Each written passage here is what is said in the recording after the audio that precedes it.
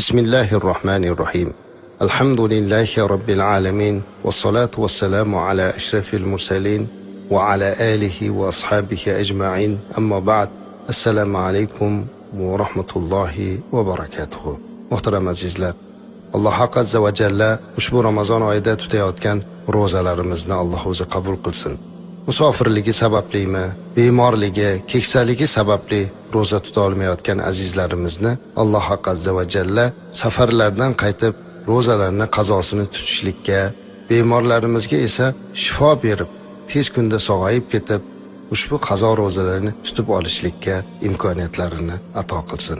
Yoshi keksaligi, surunkali kasali bor azizlarimiz ro'za tuta olmaganligi uchun fidya berarkanlar, ushbu fidyalarni Alloh tutgan ro'zalari o'rniga maqbul aylasin.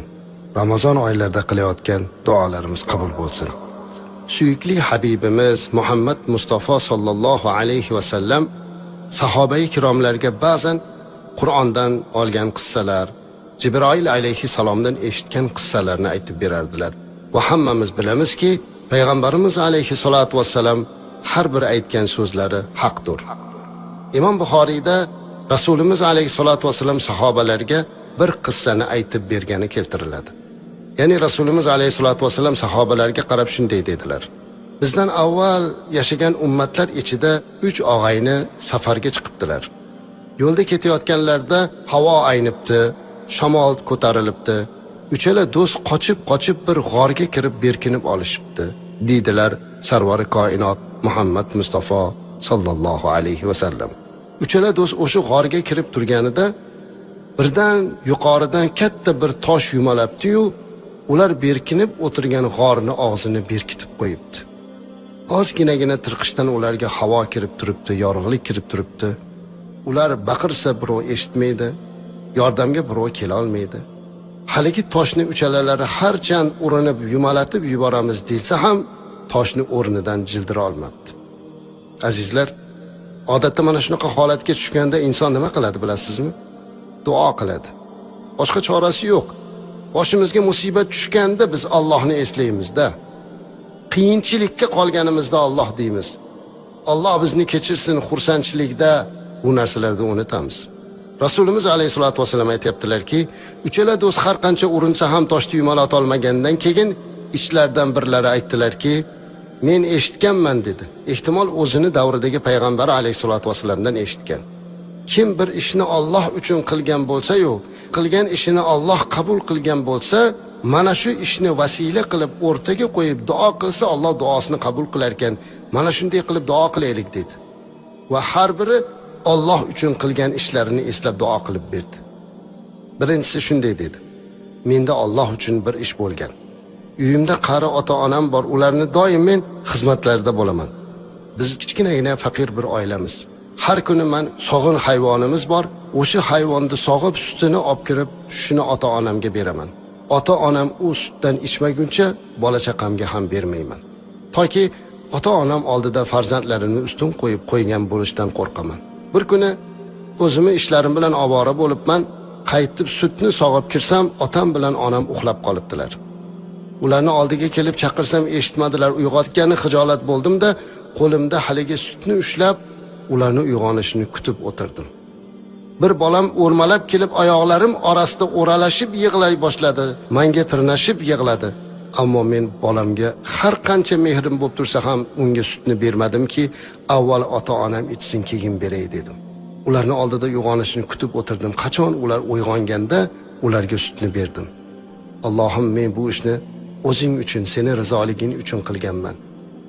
Mana shu xayrli ishimni qabul qilgan bo'lsang, bizga najot ber deb duo qiluvdi. Tosh bir oz silchib ketdi, qarang. Endi ikkinchisi aytayapti: menda ham mana shunday ish bo'lgan. Men bir mardikorni uyimga olib kelib ishlatganman. Unga har kuni haq berishlikni kelishganman. Har kuni haqqini olib ketgan va eng oxirgi kunga haqqini olmasdan ketib qolgan.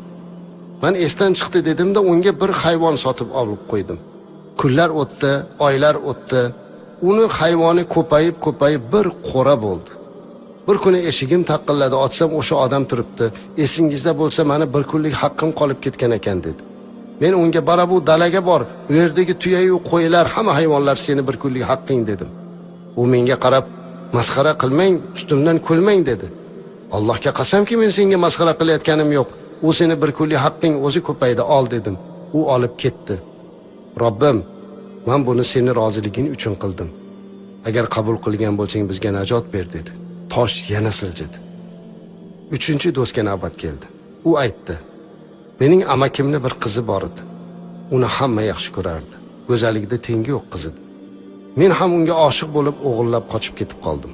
Bir joyga berkitib qo'ydim. Uni oldiga kirganimda u menga qarab, ittaqi minalloh ya ibn ammi, ey amakimning bolasi, Allohdan qo'rq dedi.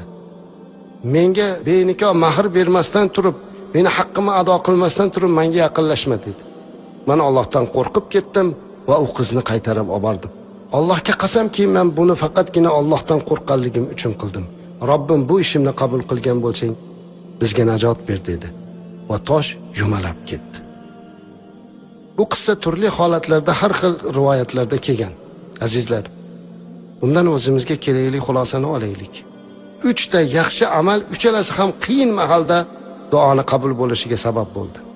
Biri ota-onani rozi qilish, ikkinchisi birovning haqqidan qo'rqish, uchinchisi zinodan qochish. Mana shu uchala do'stdan qaysi biri biz bo'lib qolganimizda nimani aytib duo qilardik azizlar? Qaysi qilgan ishimizni Alloh uchun deb duo qila olardik? Agar bunday narsa topa olmasak, keling Alloh uchun savob ishlarni qilaylik-da, duo qilayotganimizda u ishlarni o'rtaga qo'yib, vasila qilib Allohdan so'rab, undan foydalanishlikni Alloh bizga nasib qilsin.